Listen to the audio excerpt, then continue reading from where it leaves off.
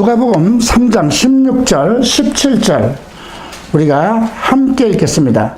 요한이 모든 사람에게 대답하여 가로되 나는 물론 너희에게 세례를 주거니와 나보다 능력이 많으신 이가 오시나니 나는 그 신들매를 풀기도 감당치 못하겠느니라.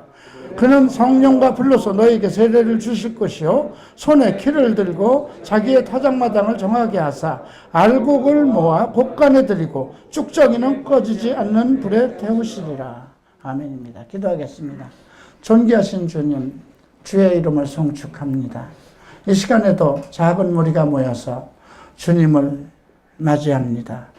주의 성령이 이 시간에 함께 하셔서 위로를 하여 주시고 상처받고 또 병든 사람들은 치유하여 주시옵소서.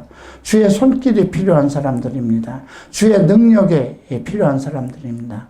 커다란 힘과 능력으로 이들에게 보이시고 성령의 강림하심으로 이들이 모두 주의 백성인 것을 알게 하시고 깨닫게 하소서. 오늘 예배 모든 시종이 주님 안에서 온전케 하여 주시옵소서. 감사하며 예수 그리스도 이름으로 기도합니다. 아멘. 앉으시기 바랍니다. 누가복음 3장이네요. 3장은 크게 두 단락으로 나눌 수 있습니다.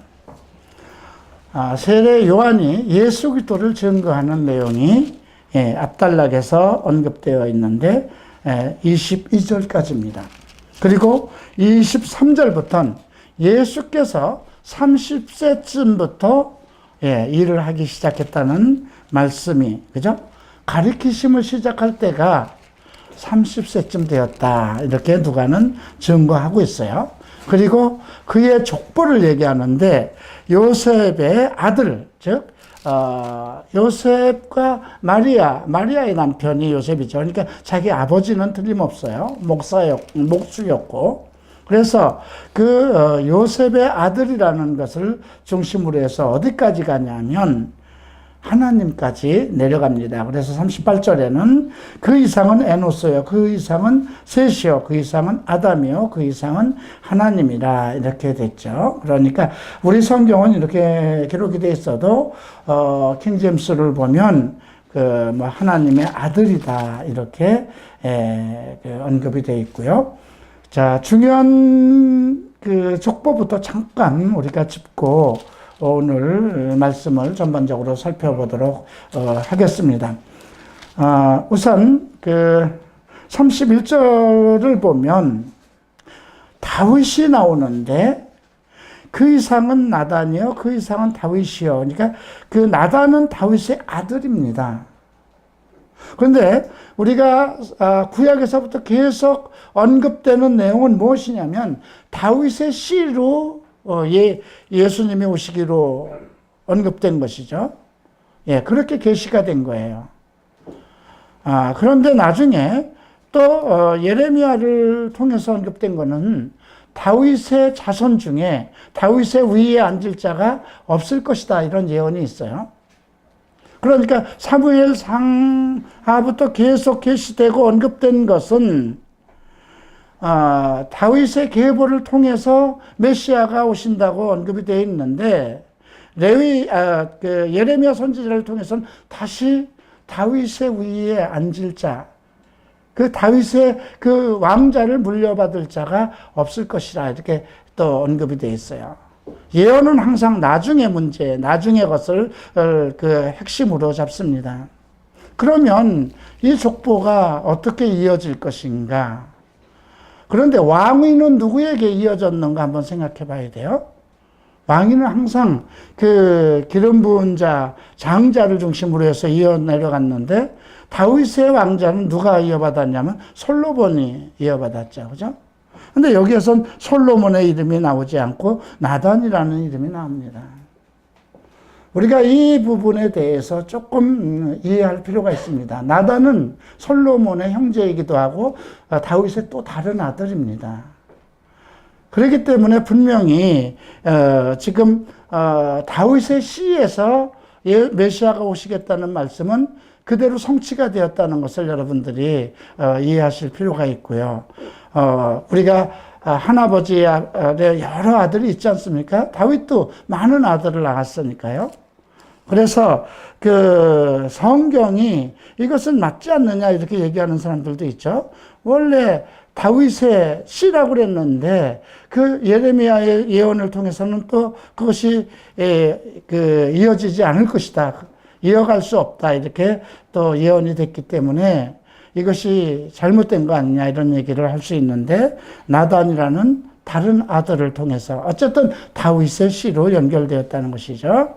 그리고 32절은 다윗의 아버지 이새가 소개되고 있고요. 여기에 여러분들이 이제 배운 오벳과 그 이상은 보아스, 역사서에서 우리가 보았죠. 그리고 살몬과 나손이 나오고 있고요. 34절에 이제 이삭이 야곱과 이삭과 아브라함이 소개되고 있습니다. 믿음의 조상이 소개되고 있고요. 그 다음 37절을 보면 무두셀라와 에녹과 야렛과 마할랄렐이 소개되고 있고요. 이것은 우리가 중요한 하나님과 동행하다가 하늘로 죽음을 보지 않고 하늘로 올라간 사람 중에 하나죠. 그리고 38절에 이제 아담이 나옵니다. 그리고 하나님. 그러니까 우리가 모두 하나님으로부터 시작됐다는 것입니다. 이제 족보가 이제 다윗 우리가 마태복음에서도 이미 살펴봤고요. 또 역대서에서도 우리가 살펴봤습니다. 이렇게 해서 족보를 여러분들이 한번 살펴보시기 바랍니다. 족보가 주어지는 어떤 메시지, 그것은 크지 않습니다. 그냥 다윗의 씨, 성경은 하나님은 다윗의 씨 중에서 메시아를 보내시겠다는 그 예언이 그대로 실천되었다는 내용입니다. 자, 오늘 설교 내용은 오늘 3장 16절, 17절에서 언급된 것처럼 성령과 불러서 너희에게 세례를 주실 것이라는 것입니다. 세례 얘기가 많이 나오네요. 침례입니다. 물속에 들어갔다 나오는 것이죠. 그런데 그 세례 요한 자체, 그 세례 요한이라는 그 이름 자체, 침례 요한이라는 그 자체, 요한은 침례를 사명으로 가지고 이 땅에 보냄을 받은 사람이죠. 그래서 요한복음 1장에서는 하나님께로서 보내심을 받은 사람이 났으니 이름은 요한이라. 저가 증거하러 왔나니 곧 빛에 대하여 증거하고 모든 사람을 자기로 인하여 믿게 하려 함이라. 그는 이 빛이 아니요 이 빛에 대하여 증거하러 온 자라 그랬습니다. 빛에 대해서 증거하러 온 자. 요한은 예수를 그렇게 얘기를 합니다. 그는 나보다 큰 자다. 나는 그 사람의 신발끈을 묶을 그 정도도 안 되는 그냥 그런 사람이다. 그런데 세례 요한이 그 요단강에서 세례를 베풀 때, 회개의 세례를 선포하고 회개를 베풀 때에 그 인근 모든 사람, 예루살렘과 유다와 각 지역의 모든 사람들이 와서 자복하였다고 합니다. 그러니까 대단한 사람이죠. 그 나중에 헤롯이 그를 목베어 죽인 후에도 나중에 이제 예수 그리스도의 활동을 보고 세례 요한이 다시 부활한 것이 아닌가 그럴 정도로 이스라엘 백성들은 세례 요한에 대한 그 의로움에 대해서 대단한 생각을 가지고 있습니다. 오히려 예수 그리스도보다 세례 요한이 더 유명했던 것입니다. 유대 민족 속에는. 그래서 세례 요한이 뭐라고 증거하나요? 나는 망하여야 됐고 그는 흥하여야 된다는 거죠. 그래서 결국 예수님이 활동하는 것은 세례 요한이 잡혀서 감옥에 들어간 후에 이제 예수님께서 30세쯤 돼서 활동을 시작합니다. 그 30살까지는 무엇을 하셨을까요? 가족을 먹여 살려야 되잖아요. 장남이잖아요. 아마 아버지 요셉이 언제 어떻게 죽었는지에 대한 기록은 없습니다. 그러나 아마 일찍 사망하여서 어머니와 그 많은 그 형제들, 누이들을 보살핀 것이 아닌가 그렇게 우리는 추측을 합니다. 세례 요한에 대해서 그러니까 항상 자기를 나타내지 않고 이제 서기관들이나 이제 바리새인들이 와서 묻습니다.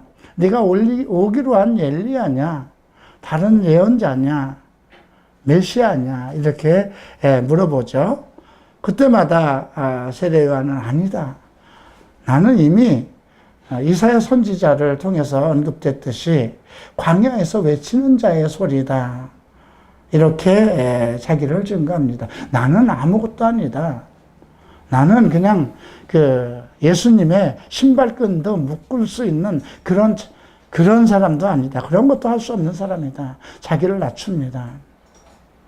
근데 보내심을 받았다는 것, 우리가 중요한 것은 진정한 예수 그리스도의 종은 사람들을 자기에게 이끌려고 하는 것보다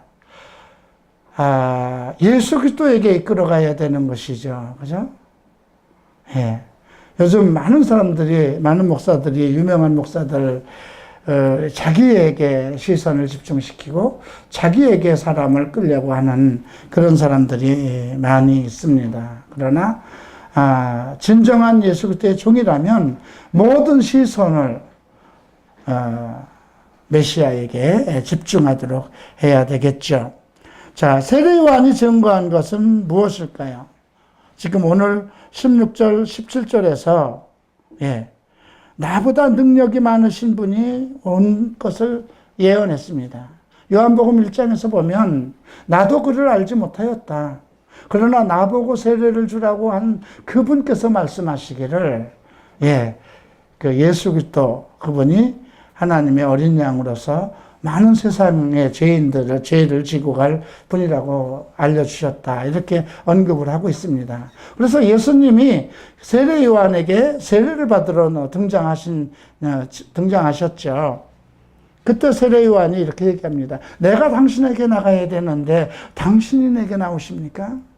그러니까 예수님이 뭐라고 말씀하시나요? 지금은 이렇게 해서 의를 이루는 것이 옳다 말씀하시죠. 그게 무슨 뜻일까요? 우리가 생각할 때 세례 요한이 베푸는 새 침례는 무엇일까요? 회개를 위한 침례입니다. 그죠? 그래서 모든 사람들이 세례 요한에게 와서 침례를 받으면 그냥 심령이 가난해지고 자복하고 하나님 앞에 회개를 하게 되는 것입니다. 나는 죄인입니다. 자기의 어떤 생활 속에서 일어난 죄를 고백하는 것이 아니라 나는 죄인입니다. 나는 태어나면서부터 죄인입니다. 하나님께 그런 고백을 하는 것이죠.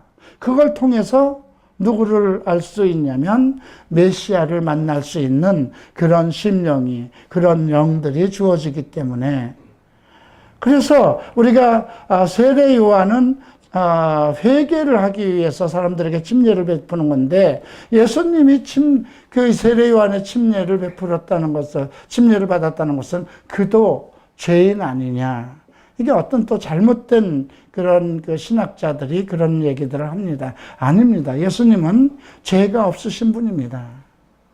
우리의 죄를 짊어지실 분은 죄가 없으신 분만이 하실 수 있는 것이기 때문에, 그분은 죄가 없으신 분이 우리의 죄 때문에 사람의 몸을 입고 오신 것입니다. 그래서 그는 동정녀 마리아, 그러니까 마리아를 통해서 성령으로 잉태해서, 왜냐하면 그 마리아가 결혼해서 요셉과 결혼했기 때문에 부부간에 없는 혼인관계, 부부관계를 통해서 낳은 아들이라면 어떻게 될까요?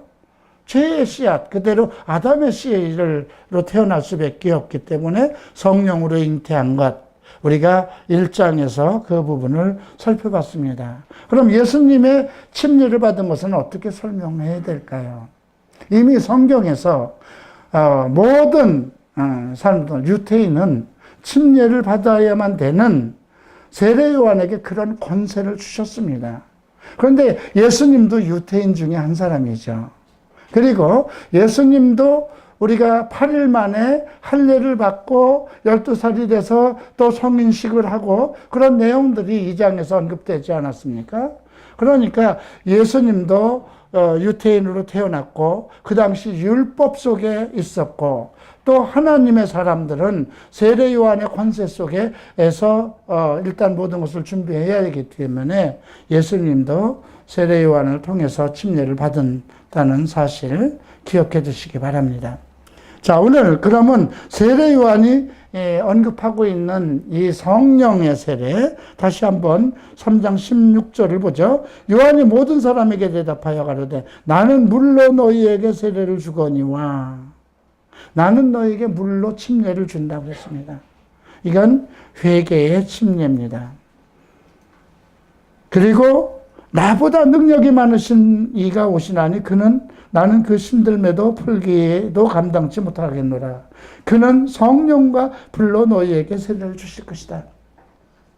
여기서 이제 우리가 조금 혼동하지 말아야 되는 것은, 물론 예수님과 그 제자들이 요단강에서 세례 요한들은 별도로 이제 세례 요한이 그 잡히신 이후에 그 무렵에도 예수님의 제자들이 그 세례를 줬습니다. 그것과 또 다른 것입니다.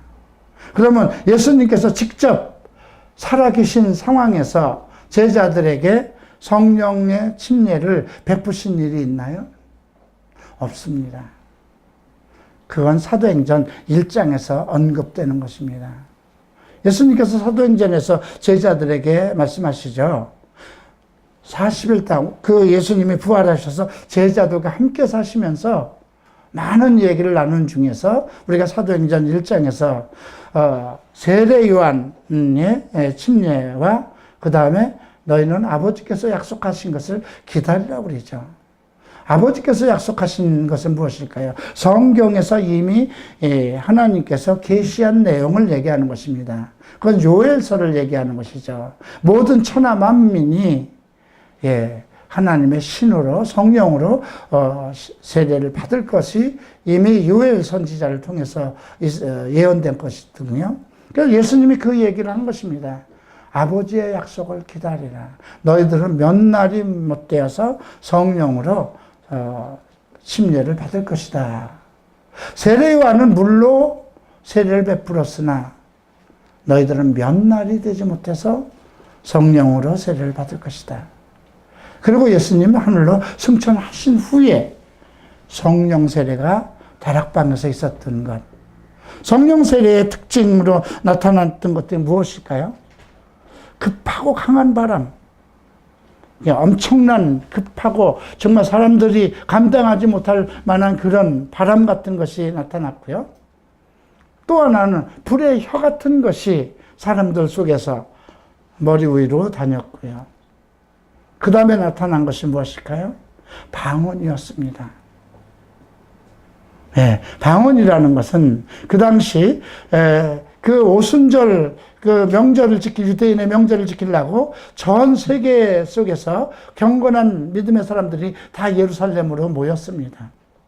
그런데 그 현장에 왔던 사람들이 각 나라 자기네 나라 로마에서 온 사람은 로마어로 그 말을 듣는 거예요. 만약에 아프리카에서 어디에서 온 사람은 아프리카 그 나라의 말로 말을 듣는 것입니다. 사도들이 하는 그런 말들을, 그러한 특별한 일들이 우리가 사도행전 2장에서 살펴봤던 내용들이죠.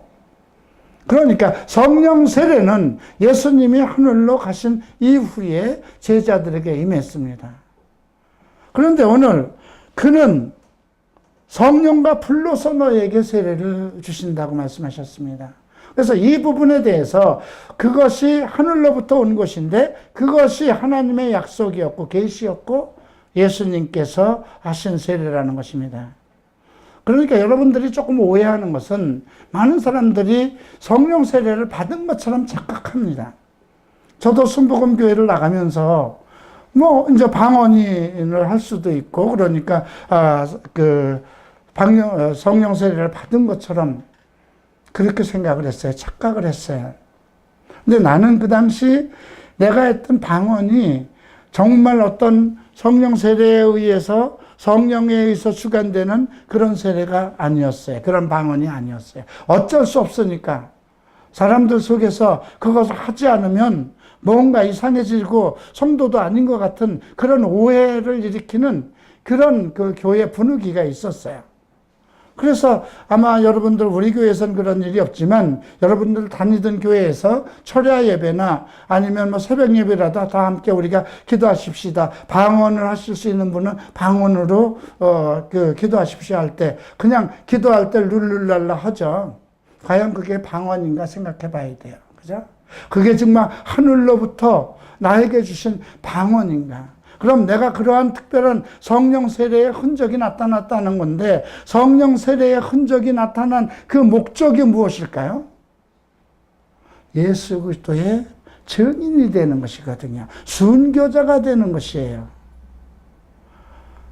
성령이 너희에게 임하시면 그 임한다는 그 단어는 성령 세례가 너희에게 쏟아져 부어진다면 예루살렘과 유다와 사마리아 땅끝까지 이르러서 나의 증인이 될 것이라고 예수님이 말씀하셨어요. 그죠? 그런데 여전히 교회 가서 기도 시간에 방언으로 막 남들에게 질까봐 더 큰 소리로 외치고 하는데 돌아서 집에 가는 길에 담배 피고 술 먹고 나쁜 짓 계속하고 그런 성령님은 받지 말아야 되잖아요. 그죠? 그래서 어떤 그 교회 내에 움직이는 그런 풍조에 이끌리지 말아야 된다고 바울은 에베소 4장에서 얘기하죠. 악한 사람들의 계울에 빠지지 않게 하기 위해서 말씀을 바르게 가르치고 이런 말씀들을 우리가 좀 귀담아 들어야 됩니다. 그래서 성령 세례를 받았다는 것은 그리스도의 종이 되기 위해서, 그러니까 성령 세례를 받은 사람은 반드시 뭐가 나와야 될까요? 그를 통해서 그에게 주어진 은사가 나타나야 됩니다. 성령 세례가 있어야 성령 충만이 있는 거예요.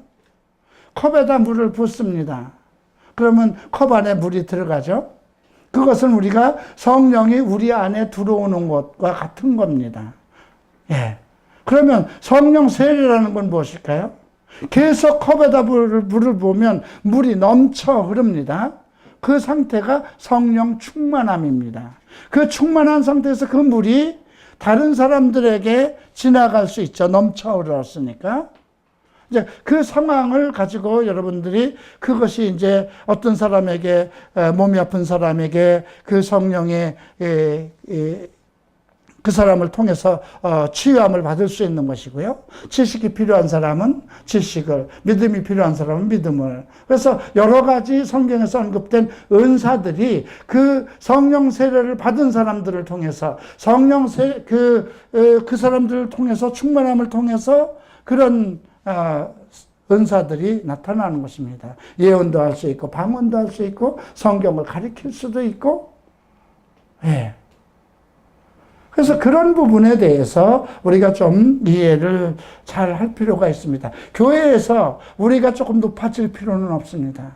잘난 체 할 필요도 없습니다. 나는 그리스도의 종이라고 그러면 그리스도의 종은 반드시 예수 그리스도를 증거하는 사람이지 나를 나타내고 사람들을 나에게 이끄는 사람들은 아니라는 거죠. 이제 이런 부분에 대해서 여러분들이 조금 이해하시고요. 그래서 지금 그 성령 세례는 사실 누구에 의해서 베풀어졌나요? 실질적으로 예수님께서 주신 것이지만 예수님에 의해서 성령 세례 받으라 이렇게 된 것이 아니에요. 그죠? 예수님이 승천하신 후에 제자 오순절 다락방에 성령 세례가 그것은 교회를 탄생하면서의 교회 위에 성령 세례를 베풀어 주신 것입니다. 그리고 사도들에 의해서 그 안에 있었던 성령 세례를 받은 사람들에 의해서 성령 세례가 베풀어졌어요. 그래서 바울이나 이제 베드로가 각 지역에 가서 그죠? 병든 사람도 치유하고 죽은 사람도 살리고 안중뱅이도 일으키고 그런 능력이 다 나타났죠. 여러분 사마리아에 간 사람은 누굴까요? 빌립 집사입니다. 사도들에게만 나타났던 것이 아닙니다. 이미 초대교회에는 성령으로 충만한 7명의 집사가 있었습니다. 그 중에 빌립 집사가 이제 사마리아로 들어갔습니다.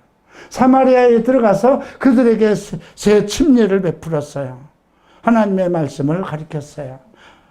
그러면 그 사람들이 거기서 침례도 받고 수많은 사람들이 회개하고 이제 예수님께 들어왔지만 성령 세례가 임했느냐? 임하지 않았습니다.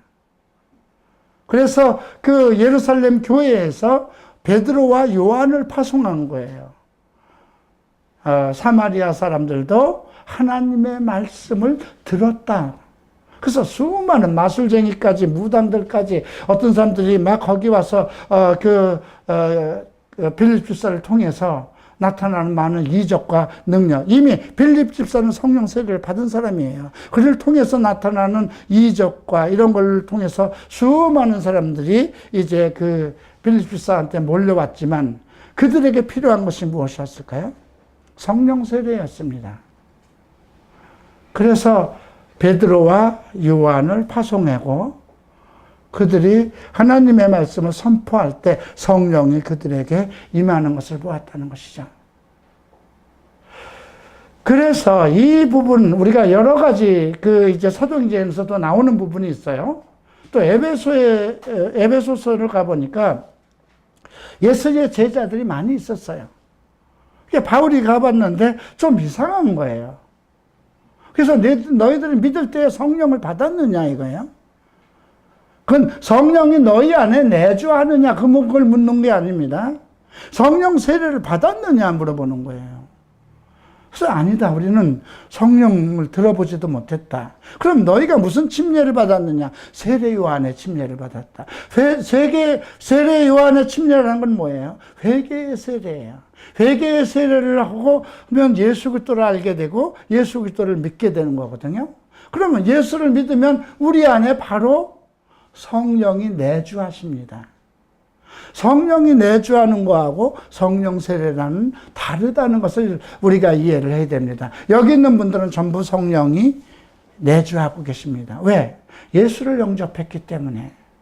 나는 예수가 나의 주인이다. 나는 하나님의 자녀다. 이렇게 고백할 수 있는 사람은 이미 그는 성령으로 인침을 받은 사람들이에요. 인침이라는 건 도장을 찍어놨다는 거예요. 그 사람을. 하나님의 예수 그리스도의 것으로. 그래서 우리가 우리 안에 성령이 역사하기 때문에 하나님을 만나보고 싶고 말씀을 듣고 싶고 찬양하고 싶고 교회를 가고 싶고 봉사를 하고 싶고 그런 것들이 우리에게 나타나는 것입니다. 그러나 오늘 세례 요한이 얘기하는 것, 성령의 세례, 침례, 또 불의 침례, 이것은 무엇인가? 그것과 또 다르다는 것이죠. 물의 침례는 뭘까요? 일반 지금 장로교회나 다른 교회는 이렇게 물로 뿌립니다. 어떤 특별한 날에 이제 침례를 한다고 유아에게도 이렇게 물을 뿌리기부터 하는데 침례잖아요. 물속에 들어갔다 오는 겁니다. 예수님도 물속에 들어갔다 왔죠. 그죠? 예수님도 물속에 들어갔다 왔고 세례 요한의 침례를 받는 사람들 다 물속에 들어갔다 온 거예요. 물이 매개체니까 뿌려서 되는 문제는 아니라는 겁니다. 그것은 과거에 우리가 그 조선시대에 그 천주교가 우리나라에 이렇게 들어오면서 그 공공연하게 내가 예수를 믿는다고 선포할 수 없는 때예요. 그래서 정말 양갓집에선 예수 믿는 사람들이 없었고 거의 다 가난하고 종들이 예수를 바닥에서 믿기 시작했잖아요. 그런데 그들이 밖에 나가서 공공연하게 그 침례를 받을 수가 없어서 그래서 죽기에 임박한 사람들의 임종시라든가 환자들에게 물을 뿌리기 시작하고 침례를 원하는 사람들에게 물을 뿌려서 줬던 것이거든요. 하나의 편법이었다는 것이죠. 그러나 성경이 언급하는 것은 침례. 예수님도 그렇게 증거했어요. 세례 요한은 너에게 물로 침례를 주었거니와 너희는 몇 날이 못돼서 성령으로 침례를 받으리라. 매개체가 있습니다. 세례 요한의 침례는 뭘까요? 물로 침례를 받는 것입니다. 그래서 우리가 물속에 들어갔다 오면 그 물의 흔적과 그런 어떤 내가 침례를 받은 감정과 감흥이 그대로 있게 돼 마련이죠. 그죠? 물로 뿌려서 받은 사람하고 물속에 나는 예수 그리스도와 함께 죽었습니다 하고 세례를 받을 때 그 감정하고는 전혀 다른 거잖아요. 그죠? 그러면 우리가 물로 침례를 받을 때에 어떤 감정과 느낌이 있듯이 성령으로 침례를 받았다면 반드시 나에게 느껴질 수 있는 그 상황이 그 성령에 의한 매개체를 내가 알 수 있다는 것입니다. 예, 그렇게 나타나는 것이 어떤 사람은 펄펄 뛰면서 나타날 수도 있을 것이고요. 어떤 사람은 그냥 방언으로 나타나는 사람들도 있을 것이고요. 그런데 우리가 사도행전에서 나타나는 것은 사도들이 그 복음을 전했을 때 그들이 각국 나라의 언어로 방언으로 나타났죠. 그래서 사람들이 놀랬죠. 이게 웬일이냐. 저들이 낯설이 취한 것 아니냐. 저들이 정말 평범한 사람인데 어떻게 하나님의 말씀에 대한 증거, 시편에 나오는 말씀들을 어떻게 저렇게 증거할 수 있는데 그것을 각국 나라로 우리가 들리는 것은 이게 무엇이냐. 그러한 사람들이 큰 어떤 상황이 나타났죠. 예. 그래서 그것이 성령 세례를 통해서 하나님이 예수 그리스도를 증거하기 위해서 그에게 기름 부음을 통해서 성령 세례를 통해서 하나님의 특별한 사역을 하시기 위해서 세례를 주셨다는 것입니다. 그러니까 빌립 집사도 성령 세례를 받았지만 사도들과 동일한 세례는 아닙니다. 그는 집사로서의 할 수 있는 능력을 받은 것이지 그가 다른 사람들에게 성령 세례를 베풀 수 있는 그런 것은 아니었죠. 그래서 사도 요한과 베드로가 가서 말씀을 전할 때 또 고넬료의 집안에서도 마찬가지입니다. 이방인들의 모임이었어요. 군대의 백부장이었으니까. 근데 베드로가 가서 그들에게 예수 그리스도의 복음을 전할 때 하늘로부터 성령이 그들에게 임했다는 것입니다. 그래서 나타나는 것이 무엇이었어요? 예언과 방언. 방언도 하고 예언도 하고. 에베소에서도 마찬가지 현상이 일어났고요. 제자들이 열심히 예수를 믿었지만 하나님의 말씀에 대해서 공부하고 살피고 있었지만 그들에게 성령 세례가 나타나지 않았던 거예요. 그래서 너희가 믿을 때에 성령 세례를 받았느냐 하니까 우리는 성령에 대해서 듣지도 못했다. 이 말은 무엇이에요? 성령에 대해서 가르침을 받아야 된다는 것입니다. 자, 예수님 어떻게 하셨을까요?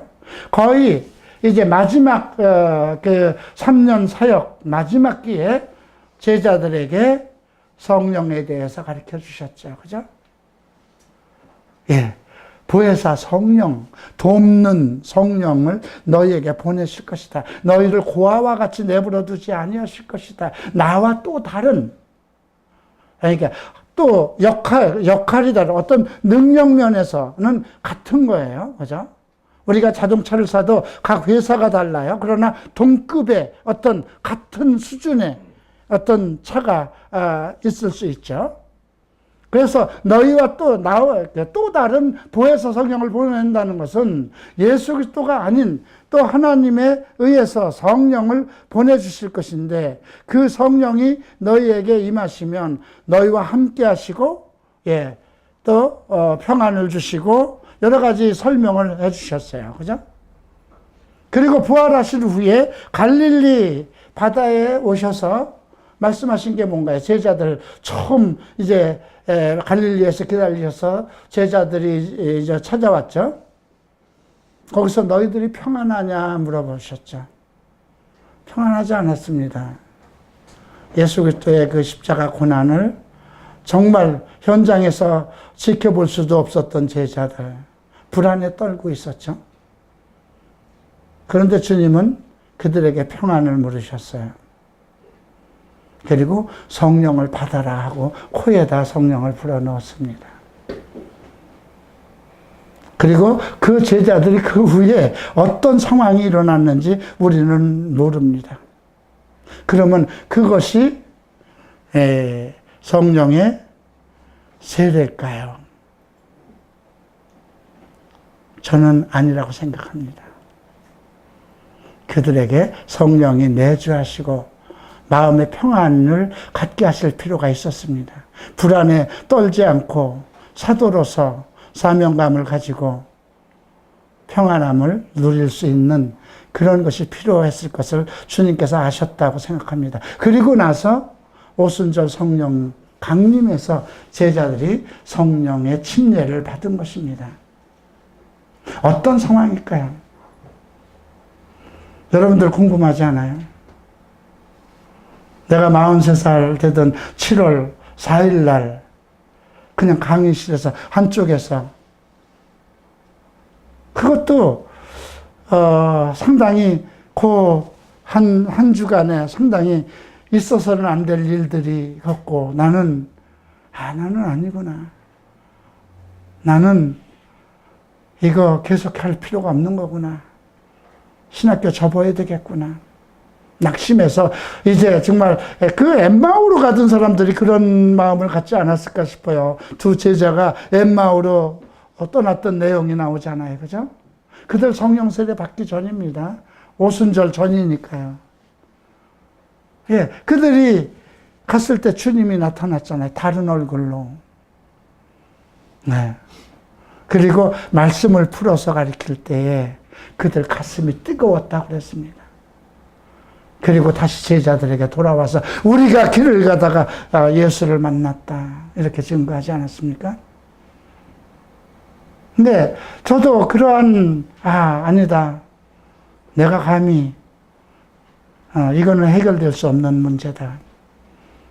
그리고 이제 세상으로 다시 나갈 마음을 먹었고, 마지막으로 이제 내가 존경하는 우리 히라노 고이치 목사님한테 가서 안부를 전하고, 이제 저는 이만저만해서 신학교도 정리하고, 앞으로 내 갈 길을 다른 길로 찾겠습니다. 인사드리러 갔을 때, 그리고 한쪽 구탱이에 앉아서 참 무엇을 해야 될 것인가?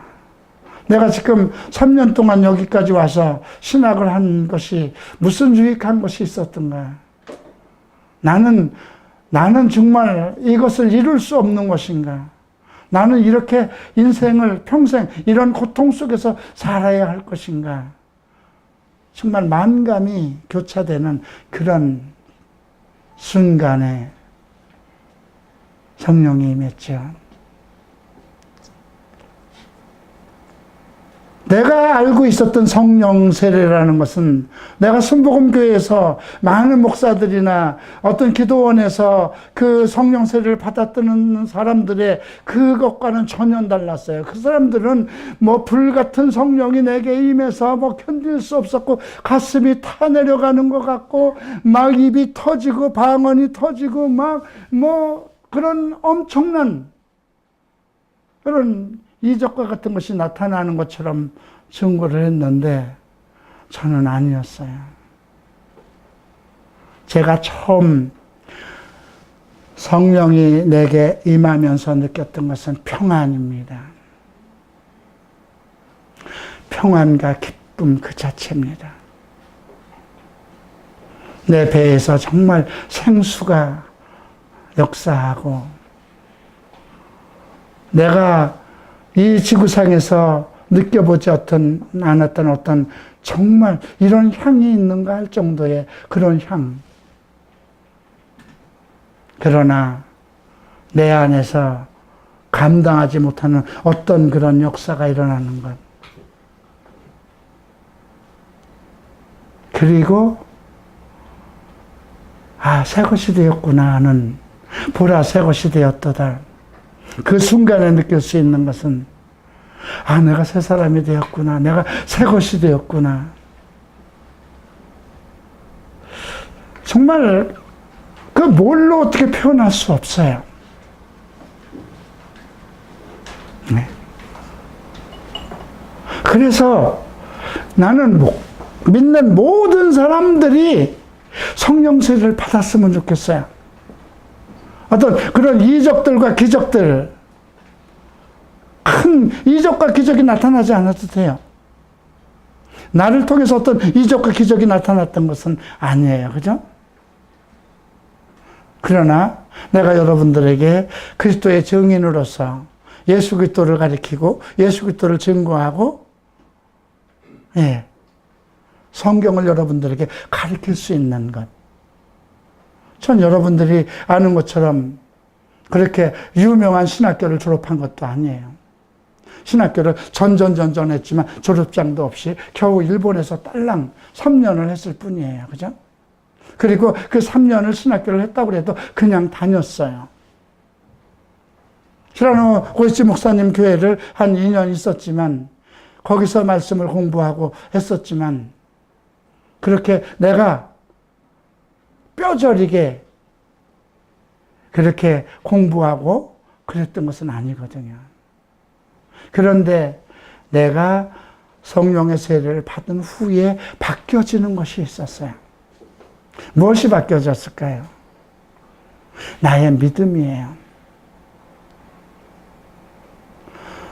믿음이 평안을 동반하지 않는 믿음은 믿음이 아니에요. 내가 하나님을 온전히 믿을 수 있는 그 믿음이 있다면, 성경에 기록되어 있는 이 모든 계시를 내가 믿을 수 있다면 모든 것이 평안해지는 거예요. 불안이 있을 수가 없어요. 초조함이 있을 수도 없어요. 그 믿음 안에 인내와 온유함과 모든 것이 그 믿음 안에서 다 이루어지는 거예요. 그죠? 믿음과 소망과 사랑은 항상 있을 것인데 그 중에 제일은 사랑이라고, 결론적인 것은 사랑이지만 그 출발이 믿음으로부터 시작하고 있다는 것입니다. 과거에 내가 가지고 있었던 믿음과 달랐다는 것입니다. 성경을 보면 그 성경 한 절 한 절 그 말씀들이 그냥 믿음으로 다가왔고요. 그 말씀들이 믿음으로 받아지도록 나에게 깨달아 왔다는 것입니다. 이 성경 말씀이요, 깨달아오지 않으면, 깨닫지 못하면 믿음이 안 생기는 거예요. 그래서 어려우니까 이 말씀은 보지 않고 넘겨뛰게 되잖아요. 그런데 성령 세례를 받은 후에 성경을 보면 모든 성경들이 그냥 한 줄로 이어서 펼쳐지는 것처럼 그 내용들이 인식이 되고 깨달아오고 그대로 이루어질 것입니다 하는 확신이 생기는 거예요. 그 전에 알고 있었던 잘못된 성경 해석들이 다시 바뀌는 거예요. 예. 근데 이런 것들이 저에게 나타났던 것입니다. 아픔을 이길 수 있고요. 어려운 상황을 이길 수 있고요. 상당히 여러분들 다 알잖아요. 이현호 목사가 얼마나 조급한 사람이고 견디지 못하잖아요. 어떤 상황, 나쁜 상황을 봤을 때 못 견디고 말이 빠르고 성격이 급한 거 알잖아요. 그죠? 그런데 어떻게 20년 동안을 이 갈보리 체프를 지키면서 성도 10명도 안 되는 사람과 20년을 지켜왔느냐 이거예요. 절제와 인내와 이런 것이 내 안에서 생기는 것입니다. 청 목사님 설교를 들어보면 자기는 그렇게 성령의 커다란 어떤 그 세례를 받아서 어떤 이적과 기적 같은 것이 나타난 그런 것이 없었기 때문에 자기 주변에 그 성령 세례를 통해서 뭐 전도자가 되고 한 그런 많은 목사들이 있잖아요. 그들을 존경한다고 나왔어요. 근데 청 목사님에겐 어떤 은사가 있었을까요? 그분은 믿음의 은사도 있었고요. 가르치는 은사도 있었고요. 그죠? 지식의 은사도 있었고요. 지혜의 은사도 있었고요. 대단한 분이었잖아요. 예. 그래서 그러한 부분에 대해서 우리가 지금 세례 요한이 우리에게 증거하는 겁니다. 그는 성령과 불러서 너희에게 침례를 주실 것이요. 여러분 필요하다고 생각하지 않습니까? 이양 예수를 지금 믿고 있는 것인데 주님 나에게도 성령 세례를 주세요 하고 한번 고해야 되지 않을까요? 이렇게 뜨뜻미지근한 그런 믿음, 내가 아무리 좀 발버둥을 치고 정말 열정적인 믿음을 가지고 하나님 앞에 나가고 싶은데 그것이 안 되고 답답하고 내 문제도 넘을 수 없고 항상 의심 덩어리가 되고 항상 분노에 차 있고 견딜 수 없는 그런 그 육체의 굴욕 같은 것을 느끼며 이 육체를 이길 수 없는, 그런데 이것을 어떻게 이길 수 있을 것인가? 저는 그게 성령이라고 생각합니다. 그래서 여러분들이 성령을, 내게 성령 세례를 주십시오 하고, 만약에 오순절날 예수님께서 그 제자들에게 하신 말씀을 제자가 안 지켰다면 어떻게 하겠을까요? 성령 세례가 임할 것이라는 말씀을 하시기 전에 예수님은 제자들에게 예루살렘을 떠나지 말고 아버지께서 너희에게 약속한 것을 기다리라고 그랬어요. 성경에 계시된 것을 기다리라. 요엘서가 만민 위에 하나님의 영을 부어줄 것을, 그러면 너의 젊은이들은 하늘의 비전을 볼 것이요 남종과 여종들은 예언을 할 것이요, 그렇게 선언하셨습니다. 요엘서 2장에서 언급된 거, 그걸 기다리라고 그랬어요. 만약에 제자들이 그 말씀을 어기고 그 현장에 어느 한 사람이 없었다면 그 사람은 세례를 못 받았을 것이라는 것입니다. 저는 만약에 내가 있을 때 성령 세례가 우리 교회에 임해서 각 사람을 통해서 특별한 은혜와 능력이 나타난다면 더 바랄 건 없겠죠. 그렇지 않다 할지라도 내가 내 시대가 아닌 다음 시대에서라도 칼부리 채플에는 반드시 성령 세례가 임해야 될 것이라는 것입니다. 그것이 있어야 교회가 지탱이 되고 그리스도의 능력 안에서 말씀을 가리키고 하는 거죠. 그러면 또 하나, 지금 세례 요한이 얘기한 불의 세례는 무엇일까요? 이 불의 세례는, 그 불 같은, 어떤 사람은 불의 세례는 막 불 같은 성령이 임해서 막 찬양도 하고 예언도 하고, 그거 아닙니다. 불의 속성은 무엇일까요? 태워버리는 것입니다. 우리 안에 없어져야 할 것을 태워버리는 것입니다. 우리 안에, 내 안에 있는 더러운 것들, 악한 것들, 내 잘못된 습관, 이런 것을 태워버리는 것입니다. 무엇으로 할까요? 그는 성령과 불로서 세례를 준다고. 그렇기 때문에 저는 그 역할이 말씀 안에서 역사하는 성령입니다. 그리고 여러분들 인생 속에서 역사하는 많은 사람과의 만남, 환경의 변화. 여러분들이 만약에 무엇을 하다가 계속 안 되고 한다고 해도 그 안 되는 이유가 있는 것이라는 것입니다. 우리의 뜻대로는 안 된다는 것입니다. 그러나 어떠한 아픔과 고통과 어떤 환난과 상황이 안 좋은 상태에도 내 마음속에 평안이 있다면 믿음을 상실하지 마세요. 그리스도께서 나를 지키실 것이고 내 가족을 지키실 것이고 나를 버리지 않을 것이라는 그런 확신이 있다면 기다리세요. 그 사람이 이미 거기까지 오기까지 많은 환난을 통해서 하나님이 모난 것을 다 둥글게 깎아 놓으시는 겁니다. 각 사람 중에 많은 분노, 안 좋은 성격들, 이런 것들.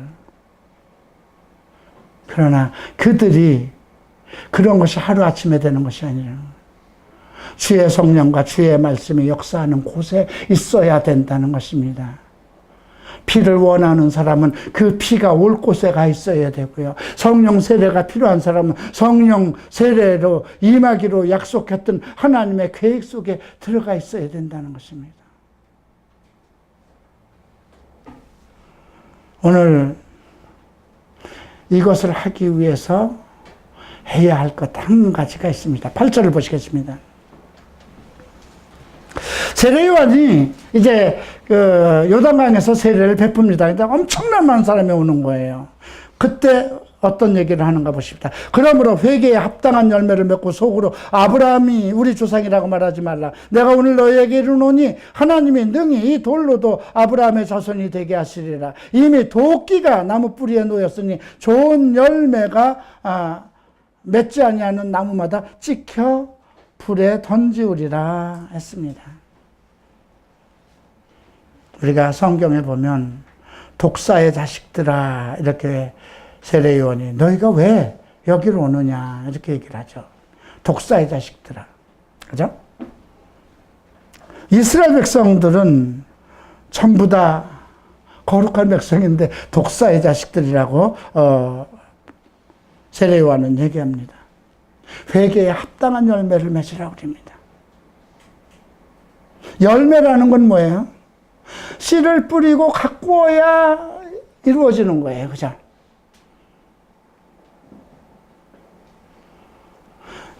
그러니까 이것은 회개에 합당한 열매를 맺는 것과 그 열매를 맺게 해서 열매가 최종적인 것은 무엇일까요?